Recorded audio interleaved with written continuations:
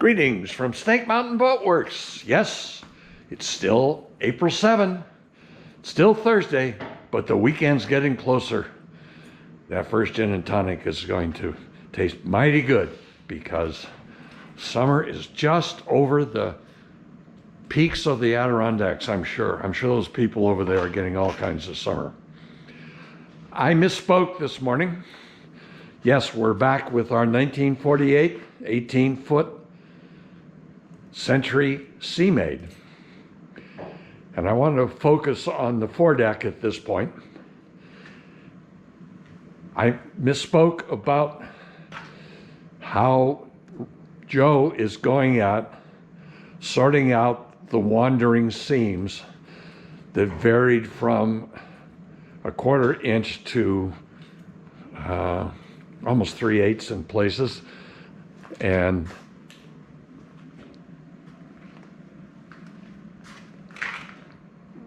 run across that terrain once again. Where I misspoke was the fact that given how these seams wandered and were a whole variety, garden variety of widths, Joe's strategy, which has now been fully executed up here, was to route out 1/4 inch, essentially, slots in the deck that will disappear once we bleach and stain, etc. But his challenge was the mahogany, because if we reach for some nice shiny new mahogany that we have here, thousands of board feet of it, and put it in these slots, we'd face some real challenges because the, in this case, grain pattern and the basic structure of the wood as it presents once it's all sanded smooth is a real challenge. Well, you know that Snake Mountain Boat Works lives for one purpose only: to save old wooden boats. Notice, old wood, not new wood. Yes, we put new wood on bottoms. We use Meranti, ugly as sin, but hard as stone, and strong and dense. And it gets painted. The deck of this Sea Maid is quite a different animal. She'll be almost the first thing you see once you've gotten past the chrome hardware. If we were to dump a bunch of Meranti into these seams, oh, we could do it. We've got the tools. Joe's got the capability, as you can see. And we'd have a nice zebra striped deck because it wouldn't really matter what we did. The woods are so entirely different. So what's the other strategy? Why don't we just rip it all off, go get some really nice, and that's an oxymoron, African mahogany, and just redeck it. Let's go back one step. Snake Mountain Boat Works exists to save old wooden boats. That is old wood. We will not jettison, replace a square inch of wood that we can save. But save means all kinds of things. You'll remember from this morning, there are two long planks, the two that run starboard to starboard and port of the engine bay, that our bondo person turned into junk along the edges. There was just no way we could straighten those edges out and reuse them. But those two planks are long enough to produce all of these strips. So what Joe and Rick reached out to and did was to joint the edge of the first rip and then joint the edge of those edges of those planks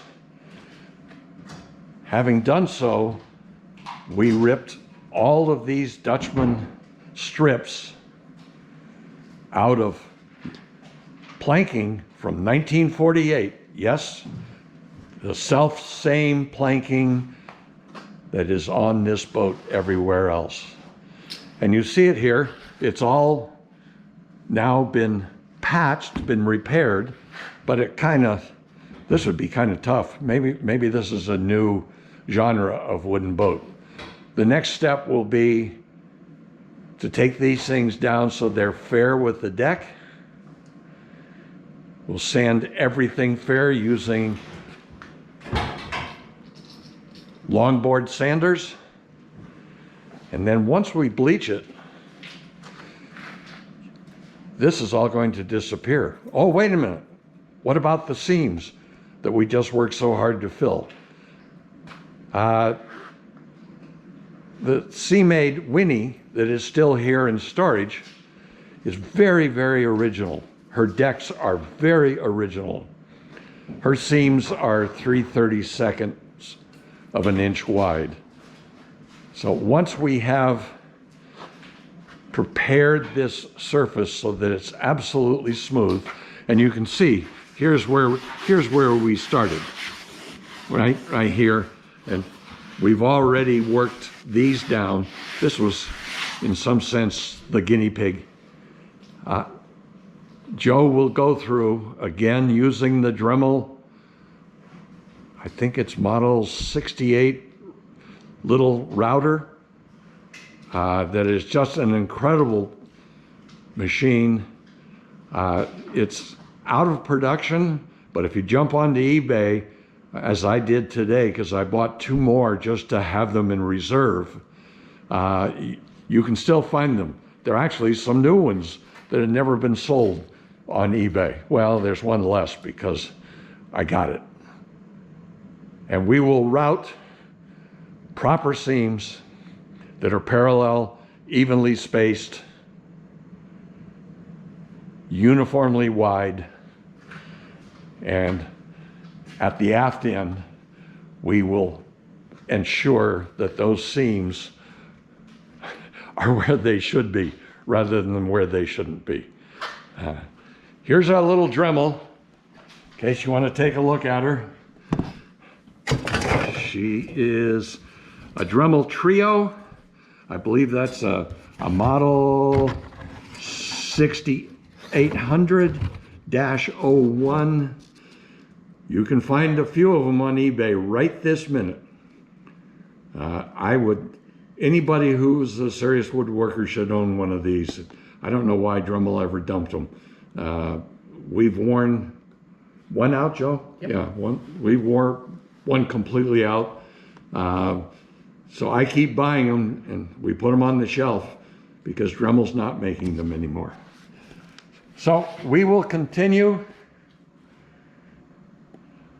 with Songbird, get her seams routed out, sand her flat, and then it's time to stain her with Mike Mayer's gel stain, followed by Smith's clear penetrating epoxy sealer, and finally